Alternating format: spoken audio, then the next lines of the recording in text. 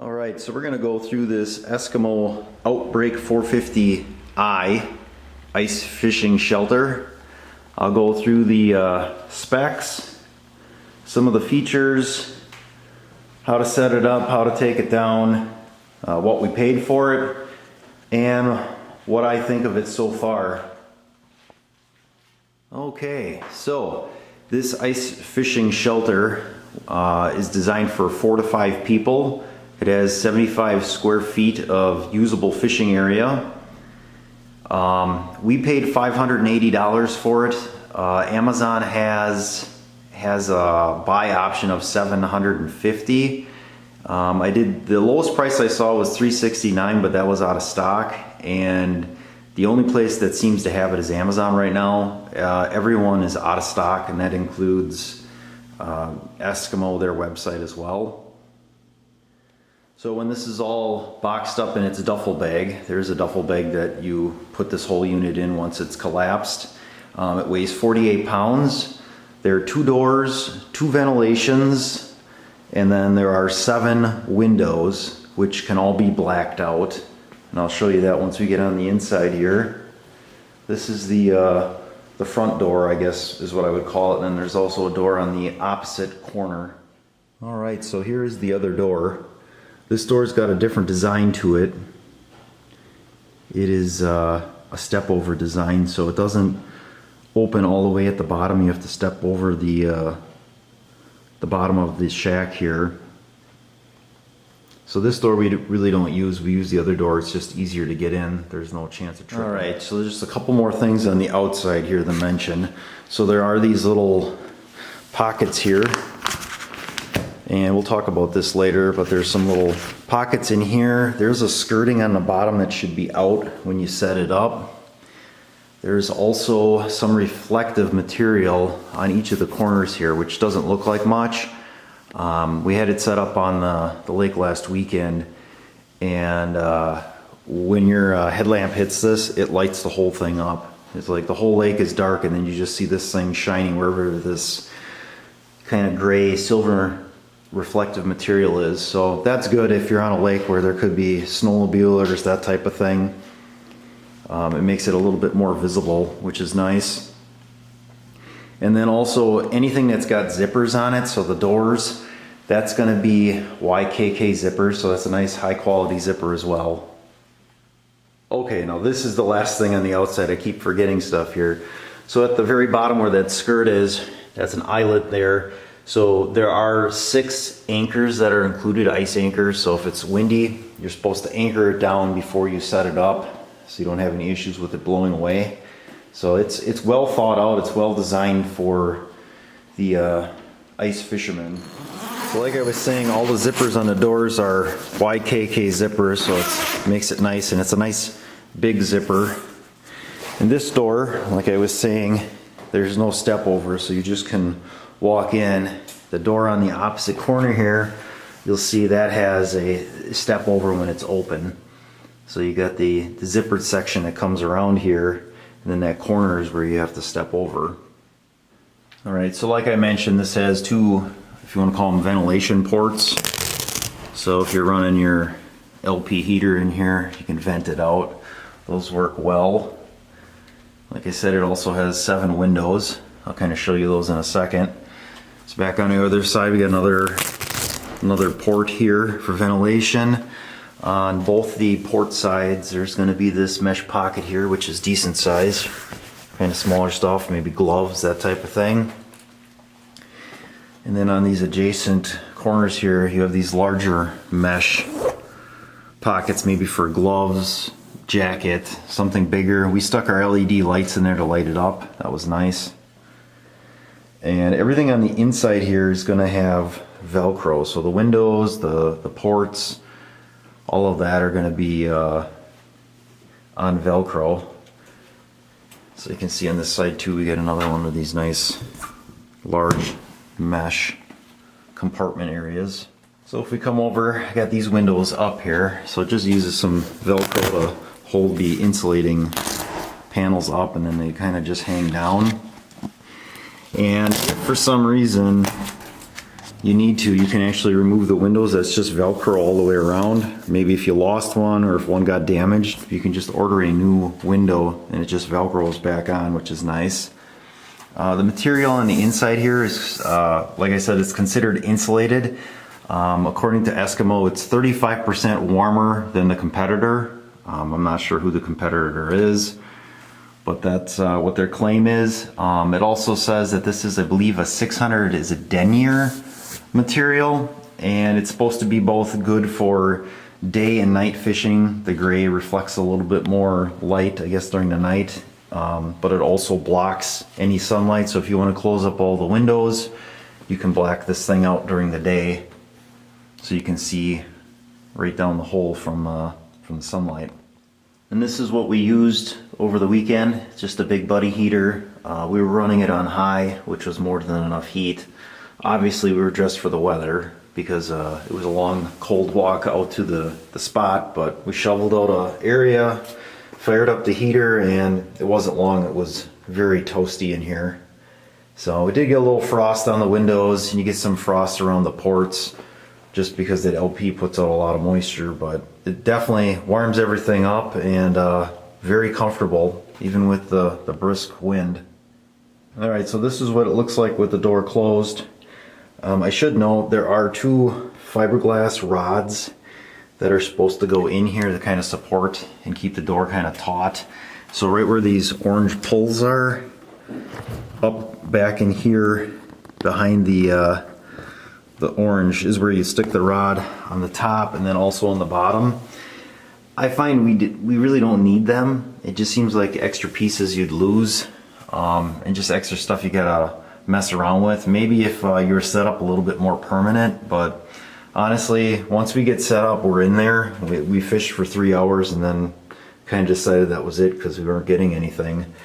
So there is that. I should mention that, but like I said, we haven't used them. When we first set it up, we tried it and I was like, it's a lot of messing around for something we really don't need. Okay, for takedown, you're gonna want to make sure that everything is Velcroed closed. So all the windows, the port vents, all the doors, everything needs to be closed up and zippered up. It does say that if it is wet, you should reset it up to make sure it doesn't mold, I suppose, if it's wet. So that's why I have it set up in the garage here. I just have it all set up and I had it open up, drying out, because it was pretty wet on the bottom. We had a lot of water on top of the ice once we got everything warm. So we'll close that front door and then we'll drop it down here. All right, so we're gonna do the takedown. Again, it says to zip all the doors shut, do not leave them open, close all windows and vents. You remove the ice anchors if you need ice anchors after you have the thing collapsed. So it says, using your hand, push the center hub in on the roof and walls until they collapse inward. Shelter will fall to the ice on its own. I don't know if that means to push the roof in first. I'm not sure how you would do that. I'm not tall enough to do that. So the way I've been doing it is pushing in one wall, then it kind of collapses enough where you can get to the top, push the roof in, and then do the other walls. Okay, so here we go. So the skirt that's on the bottom here, it's helpful if you kind of keep a foot on that, because this does take some effort to push this in. It's kind of like a spring almost. You're going to take it and just pop it in. And then, like I said, you want to get to the top one and get that one down. Here's the top. If you do it the other way with the walls first before you do the roof, it's almost impossible. Like the roof, it's just too much effort to get the thing to collapse. And then it just kind of gets down at this stage, and then you're just going to work it around and try to get the little drops in there to all kind of line up the same way.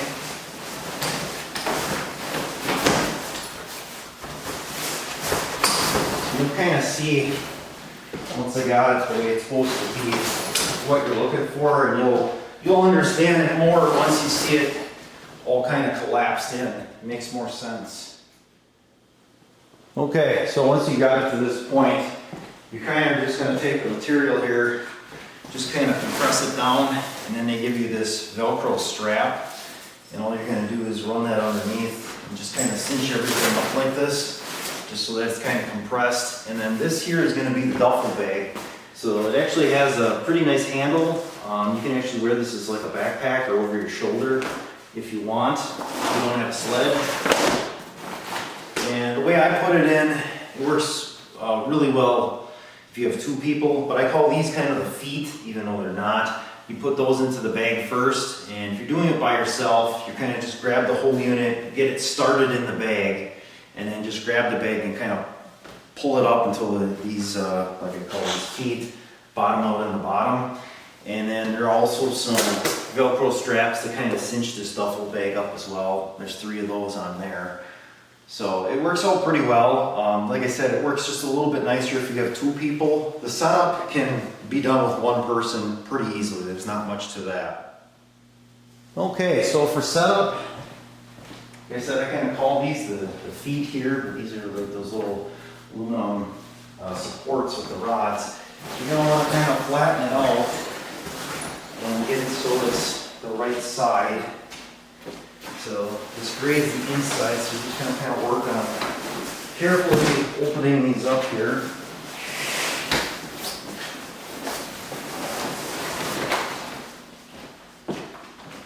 You want to get each side like that, because what you're after is the roof. The roof is what you need to get open first.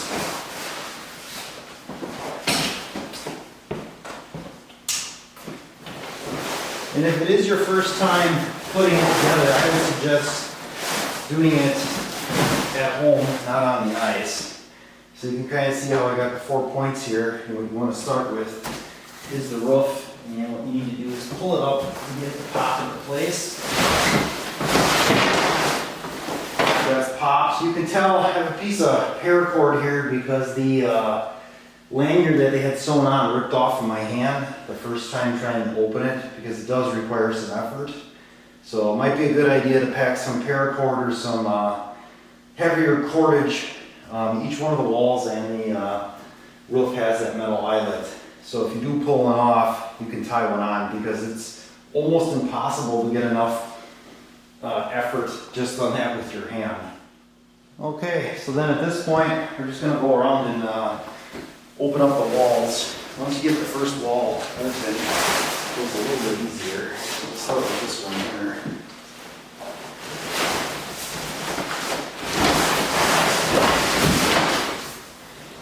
One wall.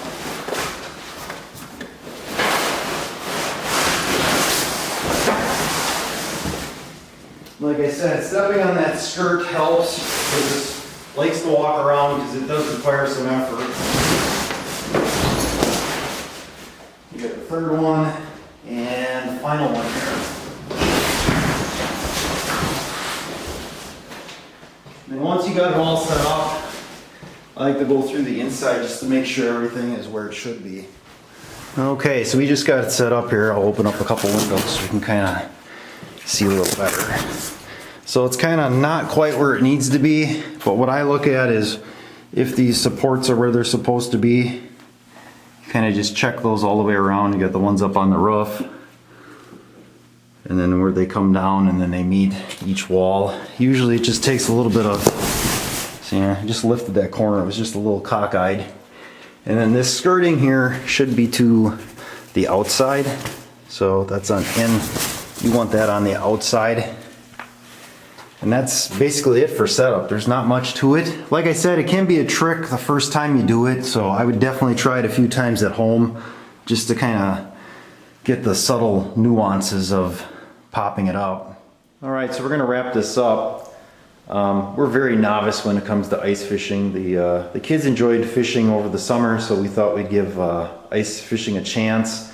We tried dressing up really warm and just going out on the ice with an auger and some pails.